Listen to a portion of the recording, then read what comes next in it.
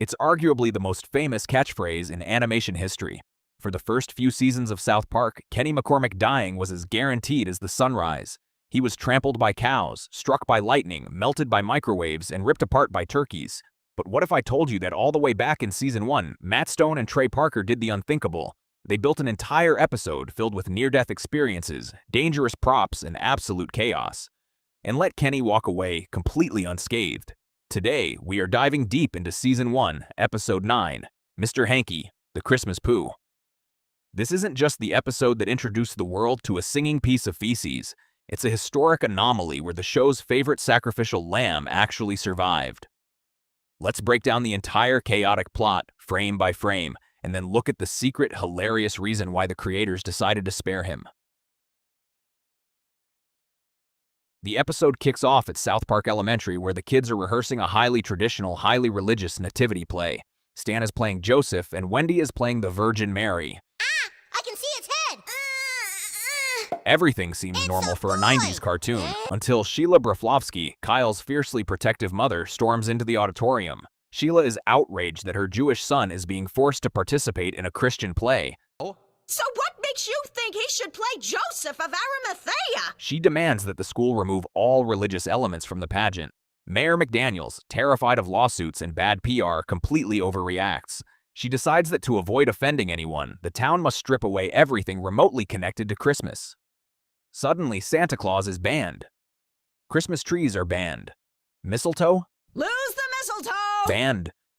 Even the color red is deemed problematic. The entire town is plunged into a sterile, depressing gray void of political correctness. Meanwhile, Kyle is feeling completely isolated. He's the only kid in town who doesn't celebrate Christmas, and now his friends are blaming his mom for ruining the holidays. To cope with the loneliness, Kyle tries to bring up a cheerful, non-denominational holiday icon he knows, Mr. Hanky, the Christmas Poo. His friends naturally think he's completely lost his mind. Cartman immediately uses this as an opportunity to launch into the first-ever rendition of the iconic song, Kyle's Mom's a Bitch, cementing one of the show's longest-running gags right then and there. Later that night, Kyle is brushing his teeth when Mr. Hanky actually emerges from the toilet.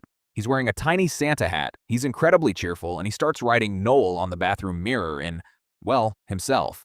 There's a catch, though. Mr. Hanky only comes alive for people who truly believe in the spirit of Christmas. To anyone else, he looks exactly like what he is, an inanimate, highly unsanitary piece of shit. The next day, Kyle tries to show Mr. Hanky to Stan, Kyle, and Cartman. To the boys, Kyle is just holding a regular piece of poop, smiling like a maniac. Things escalate dramatically when the boys go to see Counselor Mr. Mackey. While Kyle is trying to defend his sanity, Mr. Hanky leaps out of Kyle's hands and dives straight into Mr. Mackey's coffee mug. To Mackey, it looks like Kyle just aggressively threw feces into his drink. Later in the cafeteria, Cartman starts mocking Kyle again. Mr. Hanky snaps, flying out of Kyle's lunchbox and smacking Cartman right in the face. A massive brawl breaks out, but to the teachers and students watching, it just looks like Kyle is brutally beating up Cartman while rubbing poop all over him. The town concludes that Kyle has suffered a complete psychological breakdown from the stress of being a lonely Jew on Christmas. He is dragged away in a straitjacket and committed to a mental asylum. With Kyle locked up, the night of the school holiday pageant arrives. Because every traditional element was banned, the school has hired avant-garde minimalist composer Philip Glass to write a completely non-offensive play. The kids stand on stage in dismal gray leotards, doing interpretive dances to a repetitive, droning piano sequence. It is utterly soul-crushing. The performance is so deeply depressing that the parents instantly snap. Instead of bringing the town together, the non-offensive play causes a massive riot. Parents start throwing punches, blaming one another for ruining the holiday spirit. In the chaos, Stan and Cartman ask Chef if he knows anything about Mr. Hanky. To their absolute shock, Chef says, "Christmas Poo? You mean Mr. Hanky?" Chef explains that he believes in Mr. Hanky too. Because an adult finally validated the legend, Stan, Cartman, and Wendy finally see Mr. Hanky come to life right in front of them. They rush Mr. Hanky to the school auditorium. He flies into the air, sprinkling Christmas magic everywhere, and commands the fighting adults to stop. He scolds them, explaining that Christmas isn't about religion, politics, or what's offensive. It's about focusing on the good things and being kind to one another. The town realizes the error of their ways. They march over to the asylum, release Kyle, and celebrate the true meaning of the holidays. As the episode wraps up, the camera begins to pan out, and the credits start rolling. And this is where the meta joke hits its peak. Kenny McCormick is standing in the crowd, completely unharmed.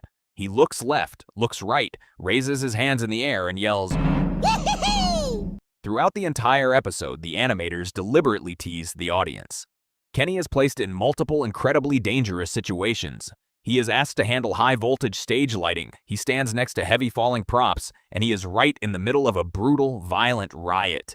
Every single time he's on screen, the audience is waiting for the piano to drop on his head, but he lives. Why? The reason is twofold. First, it was the ultimate subversion of expectations. By late 1997, South Park was a pop culture phenomenon, and fans tuned in specifically to see how Kenny would die. Matt Stone and Trey Parker realized that the funniest thing they could possibly do for their very first big holiday special was to completely deny the audience the one thing they expected. Keeping Kenny alive was an active prank on the viewers. Secondly, it fits the wholesome, bizarrely sweet narrative shift of the episode. Mr. Hanky the Christmas Pooh was a turning point for the series. It proved the show could handle genuine satire, musical theater, and actual heart, rather than just relying on pure shock value. Sparing Kenny was the ultimate Christmas miracle for a show that usually wallowed in cynicism. What's your favorite classic Kenny death, or do you prefer the rare episodes where he actually survives to see the end credits?